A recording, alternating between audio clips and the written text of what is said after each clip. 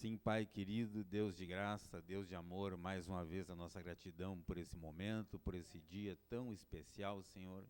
O dia que o Senhor criou para que nós vivêssemos nele, para que nós habitássemos nele e para que nós contemplássemos a Tua glória, Senhor.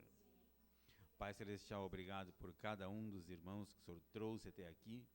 Também, Senhor, colocamos diante de Ti os demais que não puderam estar conosco, que estão fora, estão em viagem, que o Teu Espírito Santo esteja com eles, Pai. Pai Celestial, seja o Senhor o nosso convidado de honra nessa noite, para estar conosco, em nós e sobre nós, em todos os momentos. Amém, Senhor. Amém.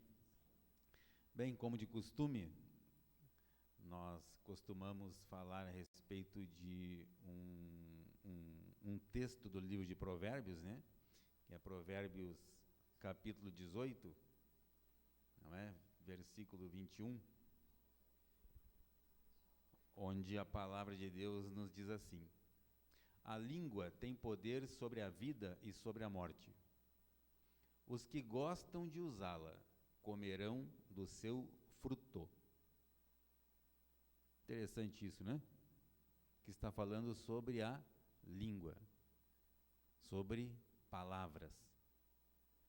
Então eu gostaria que vocês repetissem comigo: em minha boca está o poder sobre a vida e sobre a morte. Eu falo palavras de vida e não de morte. Palavras de saúde e não de doença. Palavras de abundância e não de escassez. Palavras de alegria. Porque em minha boca existe um grande milagre. Um grande milagre. Amém, aleluia, aleluia. Muito bem. Os irmãos podem sentar?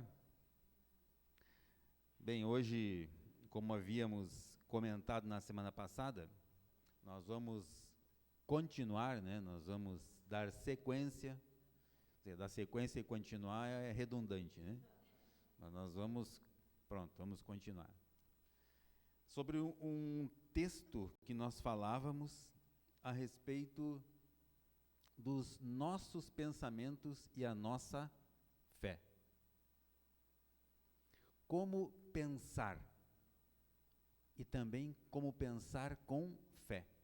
Como acrescentar a fé aos nossos pensamentos. Correto? Obrigado. E como foi cantado aqui nesse último louvor, e eu não poderia deixar de comentar a respeito, né? Onde fala que Ele, o nosso Deus, Ele deixa aquelas 99 ovelhinhas, né? Mas Ele não deixa assim no sentido de deixar, de largar, de abandonadas. Não, Ele deixa elas com cuidado. E vai atrás daquela uma que se desgarrou. Certo? Por que isso, queridos? Porque a ovelha, quando ela está perdida, ela está doente.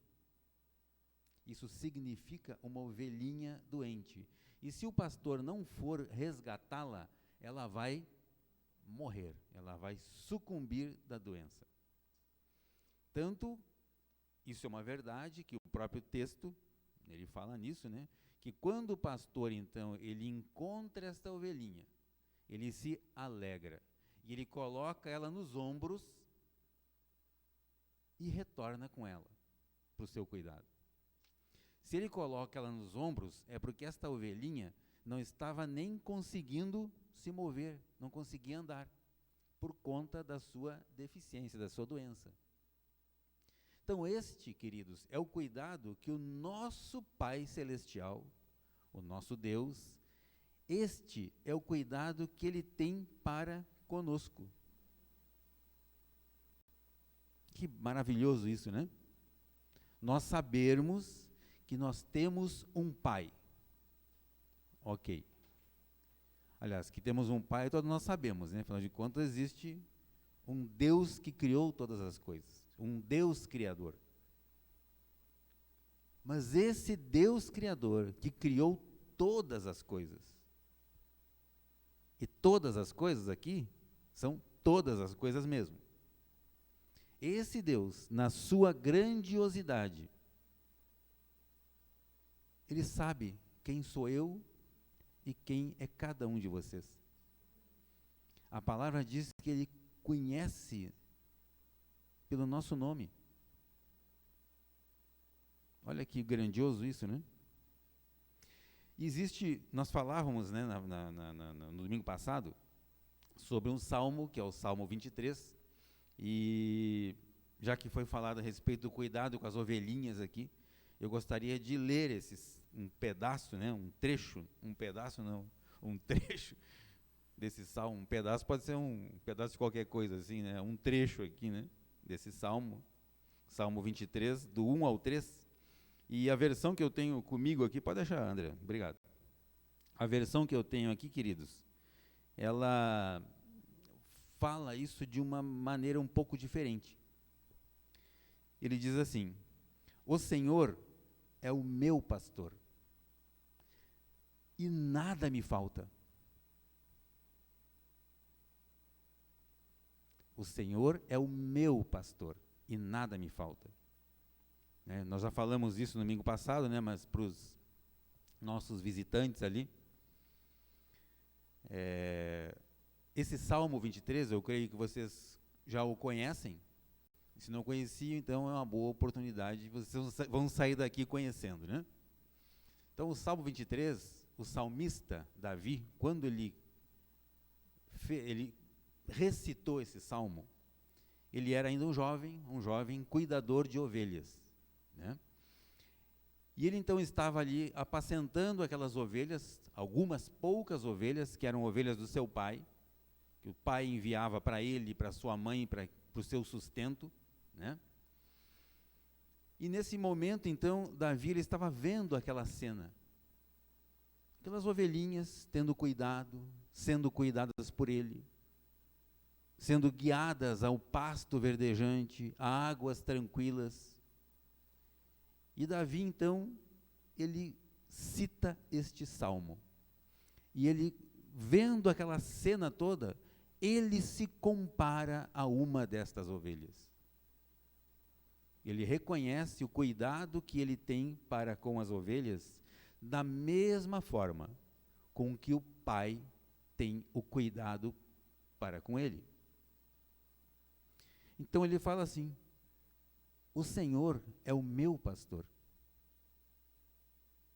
Ele não está dizendo que o Senhor é o pastor das ovelhas, e muito menos que ele é o pastor das ovelhas. Ele diz que o Senhor é o meu pastor, e nada me falta. Nada me falta. Ou seja, comida e bebida. Nada me falta. Ele prossegue: em verdes prados, ou pastagens, né? Me faz descansar, e para águas tranquilas me guia em paz. Em paz. Agora que além do cuidado, da comida, da bebida, ele acrescentou a paz. Restaura-me o vigor e conduz-me nos caminhos da justiça, por amor do seu nome. Olha que maravilhoso isso.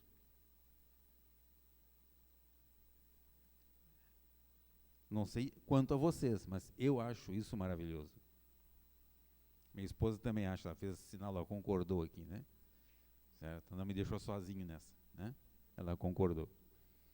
Queridos, então, o que acontece nos nossos dias? Nós temos vivido ou acompanhado pessoas que naturalmente têm passado por algumas crises na sua vida. E a maior crise dos últimos tempos chama-se ansiedade. Ansiedade. O nosso pastor principal, Pio Carvalho, alguns anos atrás, ele escreveu um livro, né, baseado, claro, na palavra, né, que chama-se Não Andeis Ansiosos.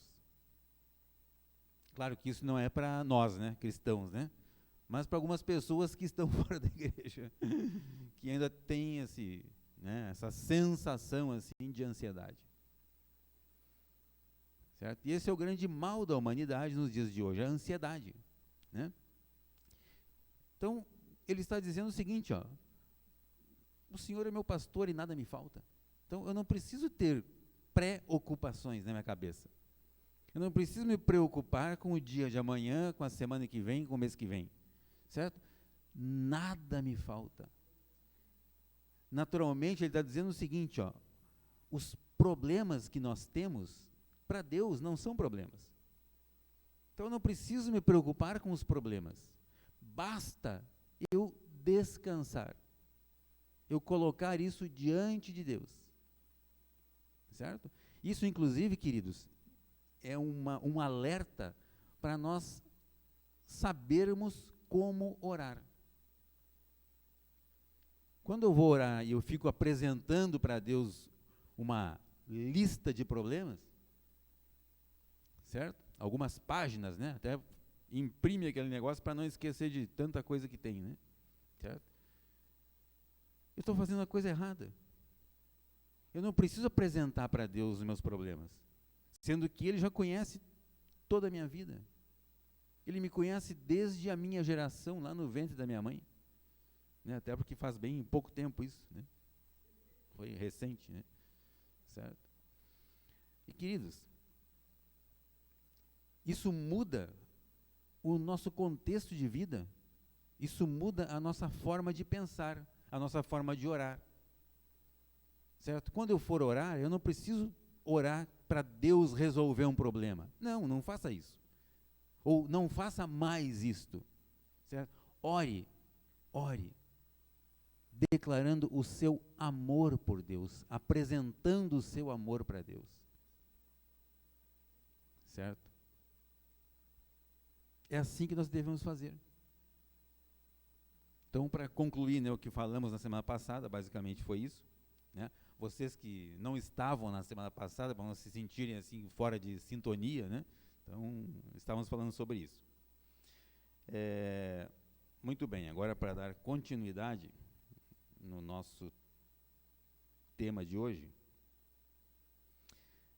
Romanos, capítulo 4, versículo 13, André, por favor. Romanos 4, 13. Isto. Olha o que a palavra de Deus diz. Não foi mediante a lei que Abraão e sua descendência receberam a promessa de que ele seria herdeiro do mundo, mas mediante a justiça que vem da fé. Mediante a justiça que vem da fé. No domingo passado nós falávamos, né? Falamos bastante sobre Abraão, né? E a sua fé em Deus, né? Então, queridos, nós podemos fazer um exercício aqui e nós podemos trocar aquela palavrinha lei ali, ó, por obras. Não foi mediante as obras que Abraão e sua descendência, quem é a descendência de Abraão? Somos nós, todos nós. Receberam a promessa de que seria herdeiros. Nós somos herdeiros do mundo, mas mediante a justiça que vem da fé. Justiça, nós já sabemos o que significa, né? Justiça é o estado perfeito, é aquilo que Jesus conquistou na cruz. Essa é a justiça de Deus, o estado perfeito. Correto? Romanos, agora versículo 16, André, ainda no 4, né, versículo 16. Portanto, a promessa vem pela fé, para que seja de acordo com a graça e seja assim garantida toda a descendência de Abraão.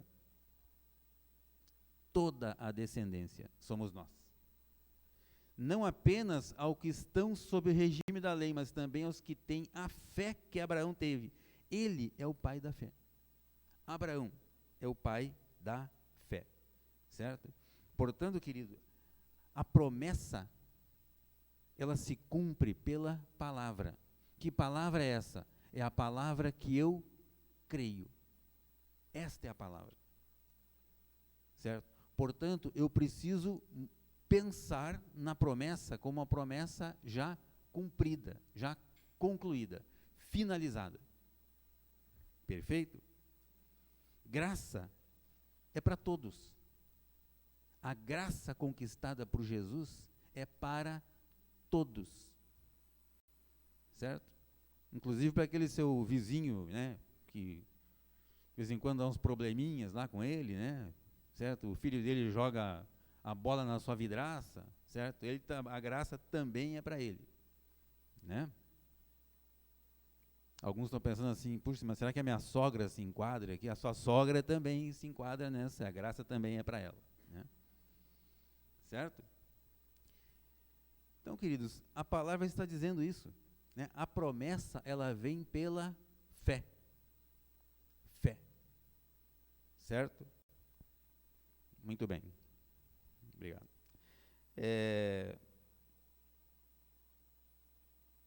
Versículo 17, Romanos 4, 17.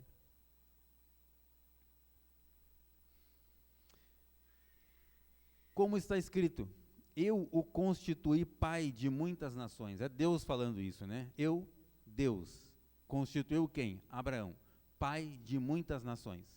Ele é o pai, ele é nosso pai aos olhos de Deus, em quem creu.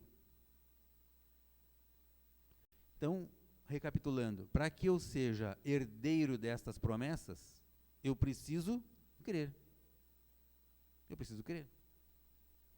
O Deus que dá vida aos mortos e chama à existência coisas que não existem como se existissem. Aqui nós vemos, né, basicamente o que é o significado da fé, né? Fé, eu tenho fé quando eu creio em algo que ainda não existe, certo? Mas por fé eu sei, eu creio que acontecerá, certo? Eu o constituí pai de muitas nações, a nossa nação inclusive, certo? Então, queridos, Deus, Ele cria o que Ele quer. Deus cria o que Ele quer, através da palavra. Qual é a palavra? Aquela palavra que eu creio. Né? Eu falei, né, dos nossos visitantes, né, mas o Alan, né, e a esposa também não estavam no domingo, né, então, que bom que a gente pôde recapitular isso aí, né, certo? Mas é só ver o filme, né, na gravação, né, André? Tá no YouTube? Mas tem só áudio, não tá com vídeo, né? Pois é. Vai ter vídeo depois que fizer um implante de cabelo, assim, né? Aí vai ter vídeo. Photoshop, isso, né? A minha esposa estava falando uns produtos aí para maquiagem e tal, para tirar as rugas e tal. Também depois da aplicação desses produtos, né? Isso. Vai ficar melhor, né? Isso. Deixa assim. Vai dar muito trabalho para corrigir, né? Deixa assim. Vai dar muito trabalho, né? Muito bem. Versículo 18, Romanos 4, 18. Abraão contra toda esperança. Olha só. Abraão contra toda esperança. Em esperança, creu, tornando-se assim pai de muitas nações. Como foi dito a seu respeito, assim será a sua descendência. Próximo, André. 19. Sem se enfraquecer na fé, reconheceu que o seu corpo já estava sem vitalidade, pois já contava com cerca de 100 anos de idade, e que também o ventre de Sara, sua esposa, já estava sem vigor. Próximo. Mesmo assim, não duvidou, nem foi incrédulo em relação à promessa de Deus, mas foi fortalecido em sua fé e deu glória a Deus. Quer dizer, queridos, quando Abraão ouviu essa promessa de Deus, de que ele seria pai de multidões, pai de muitas nações, ele não tinha filhos. Ele não tinha filhos, já tinha uma idade avançada, como está escrito. A sua esposa, além de também estar com a idade avançada, ela era estéril, não era estéril por conta da idade, ela já era estéril. Aí de repente Deus vem para Abraão e dá uma promessa para ele. Certo? Imagina a surpresa desse cidadão. Poxa vida, mas ele já estava com a idade avançada, né? A palavra diz isso. A sua vitalidade, o seu vigor já tinha se acabado. A esposa, além também de ser idosa, ela era estéril, mesmo antes de ser idosa. Aí Deus vem e fala para ele que ele vai ser pai de multidões. Né? Se isso acontecesse com qualquer um de nós assim, a gente ia falar para Deus, pô, tá me zoando, né, Senhor? No mínimo, né? E ele crê. E como ele crê, por ele crer, isso lhe foi imputado por justiça. Isso foi creditado a ele como justiça. O que é justiça? É o estado perfeito. E a palavra diz que ele não duvidou. E ele também não teve preocupação com isso. Pô, quer dizer então que Deus vai fazer um milagre na minha vida e na vida da minha mulher. Ele não se preocupou com isso. Como que Deus ia fazer? Não era problema dele. A parte dele, ele fez. Qual foi a parte dele? Foi crer. E como ele creu, Deus operou um milagre na vida dele, no seu físico e também no corpo da sua esposa.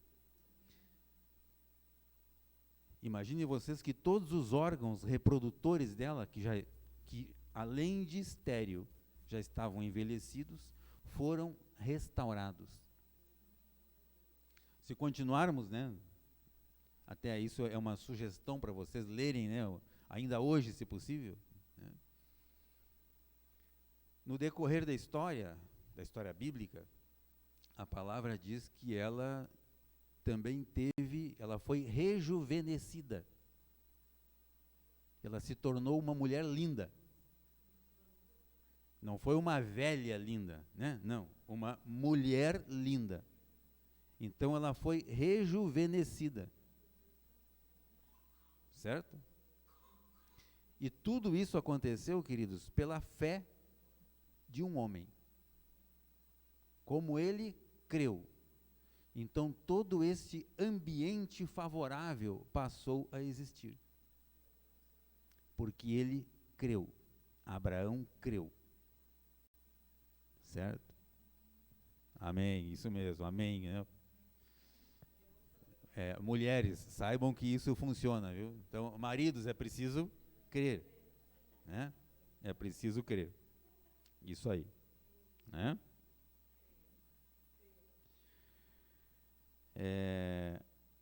Então vejam vocês, queridos, como os pensamentos de Abraão não estavam no problema. Certo? Então, ele passou a pensar com fé. Ele não considerou as dificuldades, certo? Não considerou dificuldade. Né? A palavra diz que contra toda a natureza ele creu. Certo? Natureza caída. Caída não é, né, pecaminosa, né? Caída é caído mesmo. Então, ele creu. Certo? Vamos lá para Gênesis capítulo 15, André.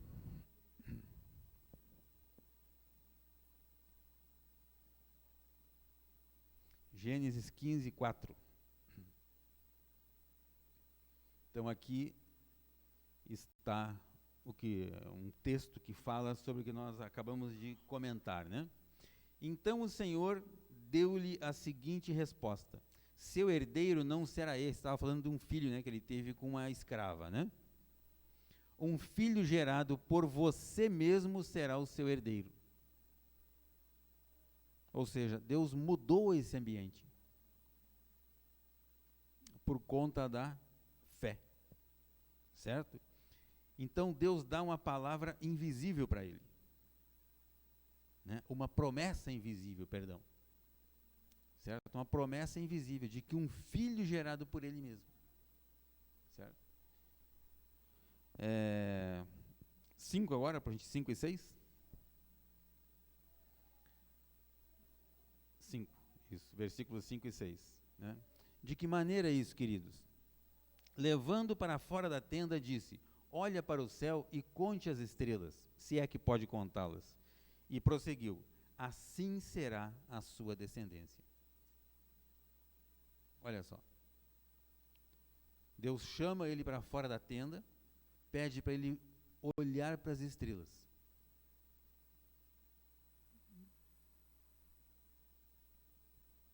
Pode contar esse negócio que está vendo aí? Aí ele começa: não, Senhor, não consigo contar. Assim será a sua descendência. Ou seja, a descendência dele não se pôde numerar. Ele creu em algo que ele próprio não podia numerar. Isso, queridos, é crer no extraordinário de Deus. Extraordinário. Sabe? Quando nada se mostra favorável, mesmo assim eu creio. E assim é. Assim é. Correto? Como ele creu, o que Deus prometeu para ele aconteceu. E, queridos, interessante que dentro desse contexto, né, aqui está dizendo que tudo isso que aconteceu não aconteceu pela força humana dele. Não foi por força humana, foi pela fé em Deus. Certo?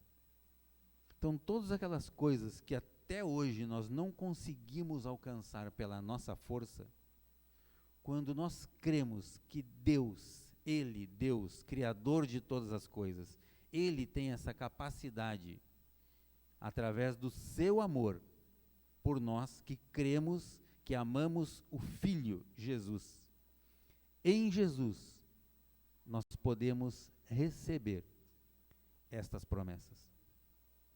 Não pela nossa força, mas porque nós cremos. Aí é que está uma diferença singular. Quando nós intentamos fazer algo, realizar as coisas através da força do nosso braço, muitas vezes, mas muitas vezes, nós somos decepcionados. Agora, quando eu declaro a palavra em cima de uma determinada situação, como esta, por exemplo, da esposa de Abraão, estéril e de idade avançada. Como que essa mulher poderia ter filho, naturalmente? Hoje em dia, nem por, como é que chama? Inseminação, incubação, né? Inseminação, né? Hoje em dia nem assim, certo? Não teria como colocar o embrião nela, porque não tinha mais onde fixar esse embrião, certo? E Deus vai lá então e realiza um milagre. E vejam vocês que naquela época não tinha essas técnicas, né, esses recursos assim, né, de inseminação artificial. Então o processo foi natural mesmo, né? Certo? Foi natural. É o que a palavra está dizendo, certo? Não é? Então, queridos, quando quando Jesus vem e nos fala que vós sois o sal da terra e também a luz do mundo. Aqui tem duas palavras aqui. Sal e luz. O sal, ele serve para conservar, além de dar sabor aos alimentos, né? Ele serve também para conservar.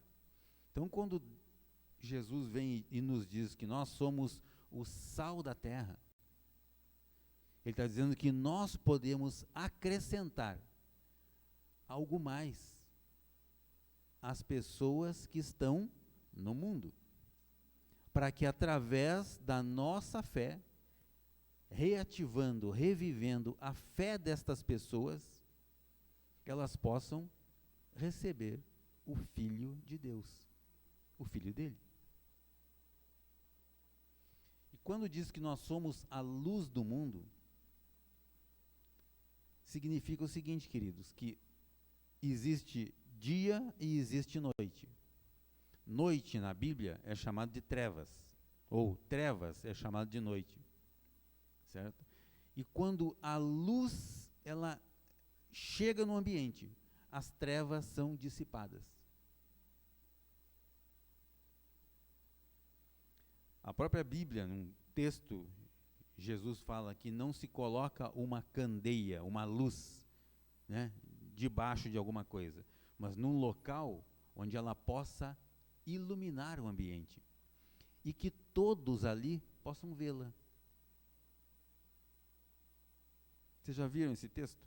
Não só que ela ilumine, além de iluminar, todos que estão presentes possam ver aquela luz, aquela chama. E essa chama, queridos, chama-se, chama-se, né? Isso aí foi interessante. É Jesus, é o nosso Senhor Jesus. Ele falava que eu sou a luz do mundo. Quem me segue não andará em trevas. Aí, algum momento depois, ele vira para os seus discípulos e fala assim: vós sois a luz do mundo. E os discípulos iniciaram um processo, iniciaram um trabalho que se estende até os nossos dias. Então, essa palavra também é para nós. Nós somos sal da terra e a luz do mundo. Correto? E de que maneira nós podemos ser sal e luz? Falando a respeito das maravilhas de Deus apenas? Também. Agora, existe algo muito maior, que é através do nosso testemunho de vida. Certo? Não é só falando, mas também vivendo, agindo. Certo? Praticando a palavra de Deus. Sendo um exemplo, né? Sendo um bom exemplo, né? Porque exemplo existe os dois, né? Certo? Sendo um bom exemplo de cristão. Desta forma, aqueles que ainda não conhecem Jesus, eles vão sentir essa vontade, essa necessidade, certo? De conhecer este algo mais.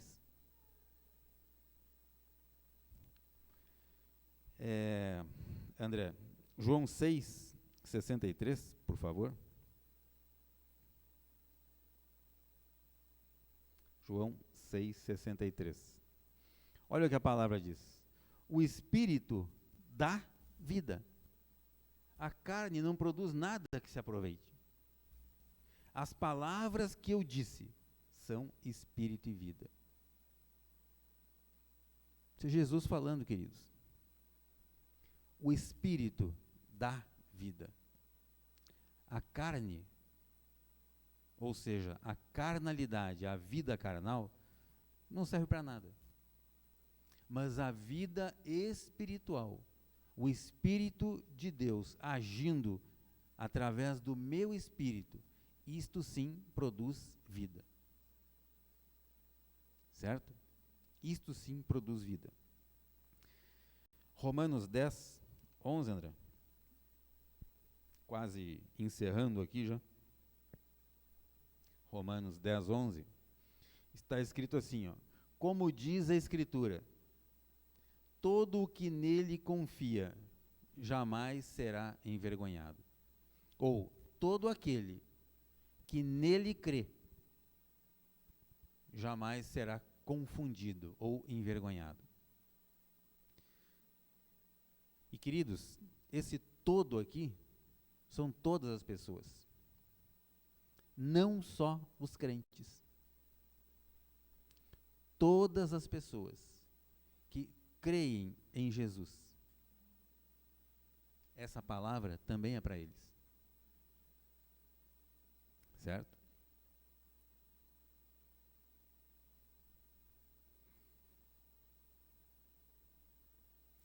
Vamos lá. Filipenses 4:19, André.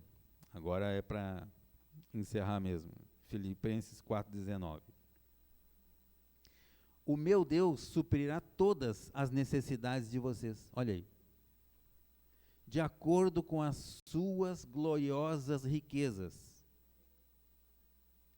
Onde que estão essas riquezas? Em Cristo Jesus. O meu Deus suprirá todas as necessidades de vocês. Através da nossa fé em Cristo Jesus. Então aqui, queridos, como nós falamos em pensar com fé, nossos pensamentos e a nossa fé, como pensar com fé, então basicamente tudo que nós falamos no domingo passado e nesse domingo, está embutido aqui nesse versículo. Correto?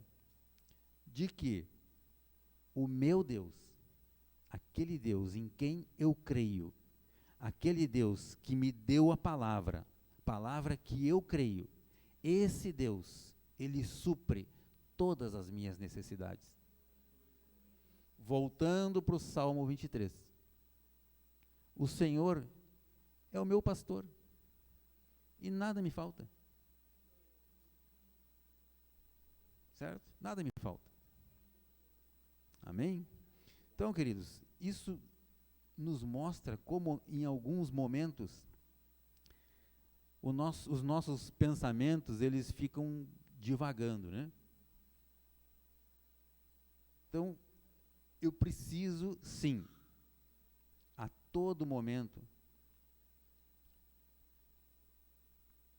aprender a controlar os meus pensamentos. A palavra diz que isso é possível.